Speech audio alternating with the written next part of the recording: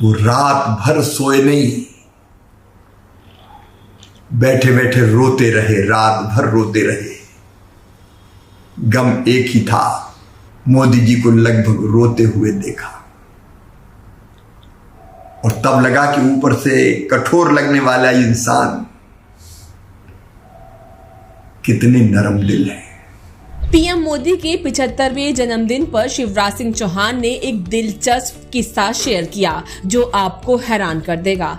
क्या थी वो खास वजह जब पीएम मोदी पूरी रात जागते रहे? सुनिए वो कहानी जो पीएम की अनोखी ऊर्जा, सोच और मेहनत को और करीब से दिखाती है। श्रीमान नरेंद्र मोदी जी को जन्मदिन की बहुत बहुत शुभकामनाएं। शतायु हो, दीर्घायु हो और राष्ट्रीय पुनर्निर्माण के महायज्ञ में जुटे रहे। मेरा और उनका साथ बहुत पुराना है।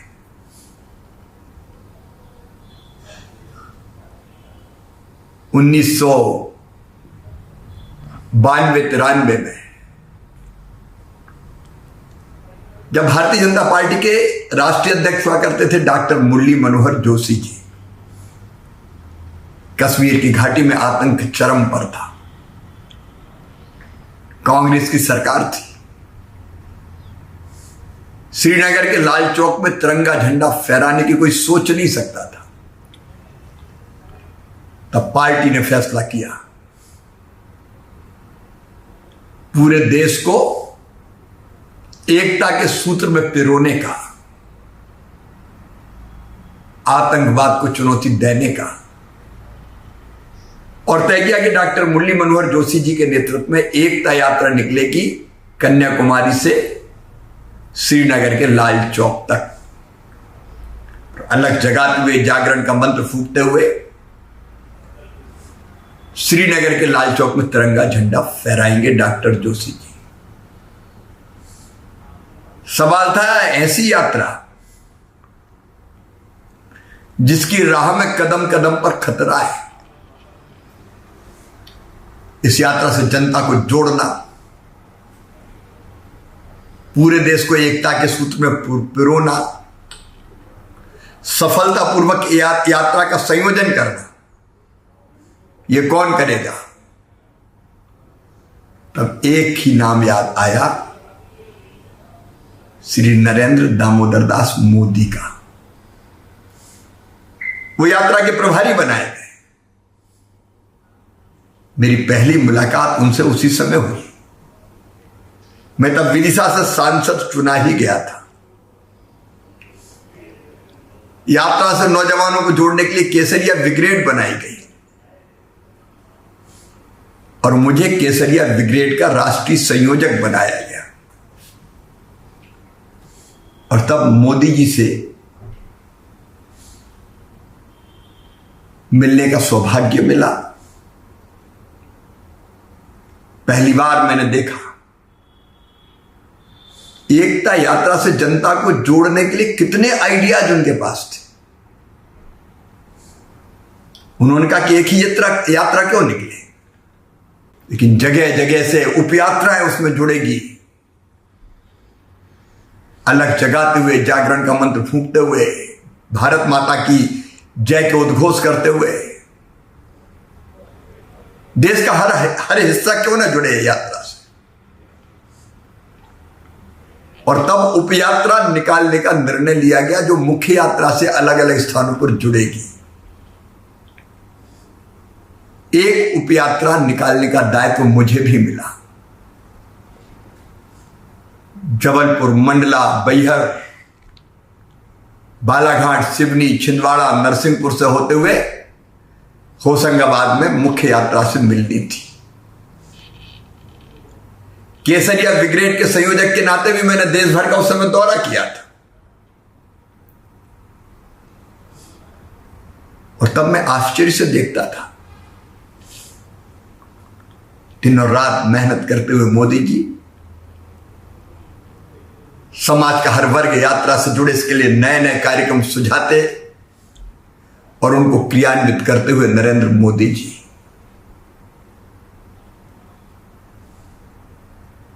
लाल चौक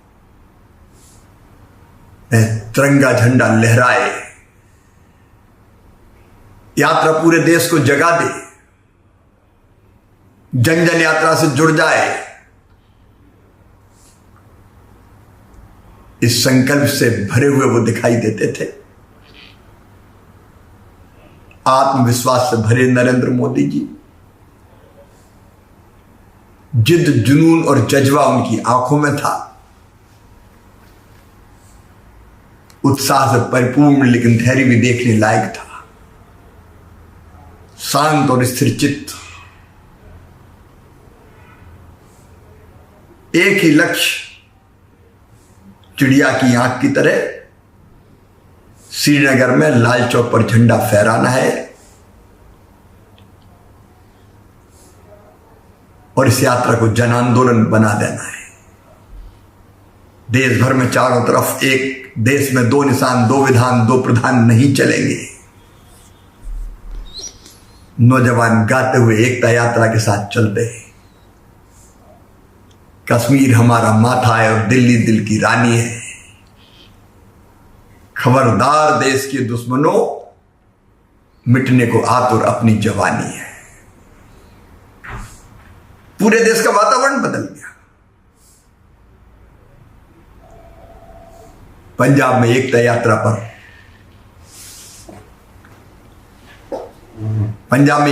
के पहले हमला भी हुआ।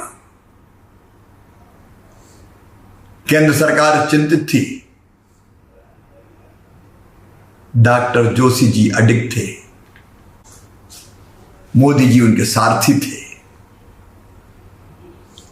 देशभक्ति का जुनून जगाते हुए यात्रा आगे बढ़ रही थी। तब केंद्र सरकार ने अचानक तय किया कि एकता यात्रा के साथ भीड़ लाल चौक नहीं जाएगी। लाखों दीवाने, मस्ताने, देशभक्ति के प्रेम में पागल कार्यकर्ता और युवाओं का सैलाब उमड़ पड़ा जम्मू की धरती पर। मैं उस सैलाब में शामिल था। मुझे भी लाल चौक जाना था। बसों में बैठ के हम लोग जम्मू से चले। मुझे याद है, रामबन के आसपास हम पहुंचे, एकता यात्रा रोक दी गई और बाद में तय हुआ कि डॉक्टर जोशी जी, नरेंद्र भाई सहित केवल 5 लोग जाएंगे। लोग उद्वेलित थे। मोदी जी के साथ सैकड़ों कार्यकर्ता कन्याकुमारी से ही यात्रा की व्यवस्थाओं में, अलग अलग कामों में दिन और रात जुटे हुए थे और जुनून एक ही था, संकल्प एक ही था। श्रीनगर के लाल चौक पर तिरंगा झंडा फहरेगा और हम तिरंगा फहराने के उस दृश्य के साक्षी बनेंगे, आतंकवाद को चुनौती देंगे। लेकिन जब यह तय हो गया कि और कोई नहीं जाएगा, तो कई की आंखों में आंसू थे। लोग उद्वेलित भी थे, गुस्से में भी थे। लेकिन पार्टी ने भी तय कर दिया कि अब कोई आगे नहीं बढ़ेगा। मुझे अच्छी तरह याद है, श्रीनगर के लाल चौक पर शान से तिरंगा झंडा फहरा। मोदी जी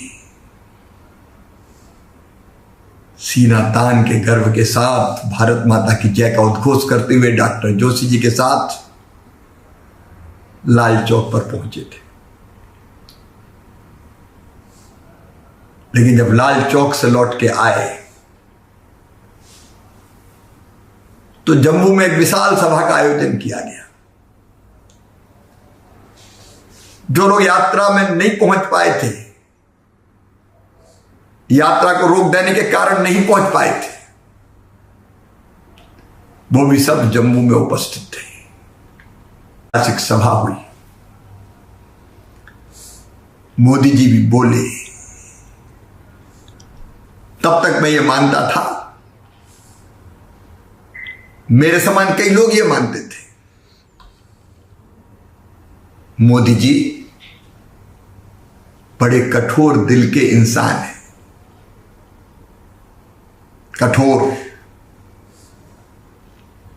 घनघोर अनुशासन, समय पर काम, व्यवस्थित काम, ये उनका स्वभाव था। लेकिन जब मोदी जी बोले तो उनने उल्लेख किया कि मेरे साथ सैकड़ों कार्यकर्ता इस यात्रा के संयोजन में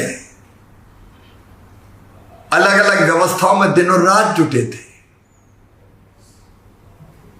कन्याकुमारी से साथ चल रहे थे, उसके कई दिन पहले से यात्रा की तैयारियों में जुटे थे। और एक ही भाव सबके हृदय में था, लाल चौक पहुंचेंगे, श्रीनगर में तिरंगा झंडा लहराएगा, भारत माता की जय का उद्घोष होगा। लेकिन वो यात्रा रोक देने के कारण और इस फैसले के कारण कि नहीं कोई आगे नहीं बढ़ेगा, श्रीनगर के लाल चौक नहीं जा पाए। वो रात भर सोए नहीं, बैठे बैठे रोते रहे, रात भर रोते रहे। गम एक ही था, दर्द एक ही था,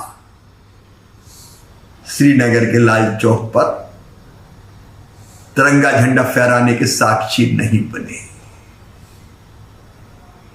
और ये कहते कहते मोदी जी का गला रुंध गया, वो भावुक हो गए और कार्यकर्ताओं की हृदय की व्यथा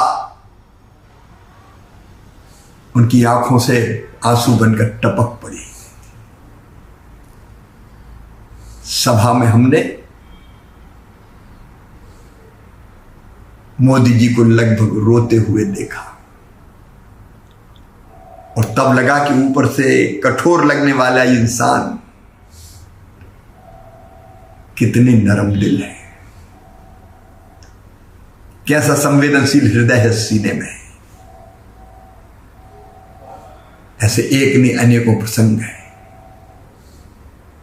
संकल्प पूरा करने के लिए कठोर, दृढ़ संकल्पित, किसी भी सीमा तक जाने वाले, लेकिन हृदय से संवेदनशील, ऐसे हैं श्रीमान नरेंद्र मोदी जी। सर का पसीना जब माथे को आता है वो किसान है जो अपने दम पर फसल को उगाता है। आन है, बान है, शान है, किसान है। किसान इंडिया, चलेगा हल, बढ़ेगा बल।